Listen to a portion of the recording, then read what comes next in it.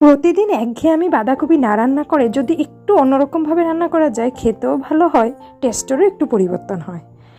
তাই একটু অন্যভাবে বানালাম। তো hello everyone, welcome back my channel. আমি শিল্পী। আমার একটা ছোট্ট মিনি ব্লগে তোমাদের সবাইকে স্বাগত। এই ব্লগটা হচ্ছে মূলত শিব পুজোর আগের দিন। তো প্রত্যেক বছরই আমি শিব পুজো করে থাকি এবং আগের দিন আমি নিরামিষ খেয়ে থাকি। তো ওই দিনে আমার নিরামিষ ছিল, তাই একটু নিরামিষটা একটু অন্যভাবে করার চেষ্টা করলাম। তো প্রথমে দেখতে পেলাম আমি বাঁধাকপিগুলি ভালো করে ধুয়ে একটু মোটা মোটা করে কেটেছি, সরু করিনি। তো ধুয়ে আমি মুগ ডালগুলি ভেজে একটু ভিজিয়ে রেখেছিলাম। তারপরে একসাথে আদা বাটা, একটু মুগ ডালগুলি আর কাঁচা লঙ্কা দিয়ে ভালো করে একটু ভাপিয়ে নিলাম। ওর সময় আদা বাটাটা দিলে একটু ফ্লেভারটা খুব ভালো হয়। তারপর আমি মশলা একটু বানিয়ে নিয়েছিলাম, একটু ধনে গুঁড়ো, লঙ্কা গুঁড়ো, একটু হলুদ, নুন আর সামান্য চিনি আর আদা বাটা দিয়ে। তারপর ফোড়নে দিয়েছিলাম মৌরি, শুকনো লঙ্কা, তেজপাতা আর একটু সামান্য হিং।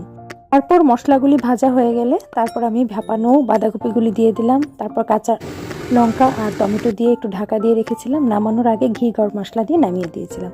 বাস হয়ে গেল আমার মুগ বাঁধাকপি। তো তোমরা একবার বাড়িতে বানাবে, আশা করি তোমাদের সবার খুব ভালো লাগে। আর তোমরা কি কেউ এরকমভাবে খেয়েছো? যদি খেয়ে থাকো অবশ্যই কমেন্টে জানাবে।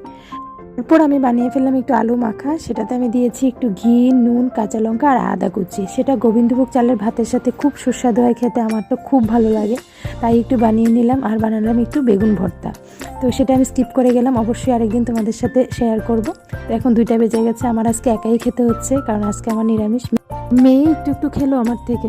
তো যাই হোক, ব্লগটা তাহলে এখানে শেষ করছি। ব্লগটা কেমন লাগলো অবশ্যই কমেন্টে জানাবে। ভালো লাগলে একটা লাইক শেয়ার করে দিও।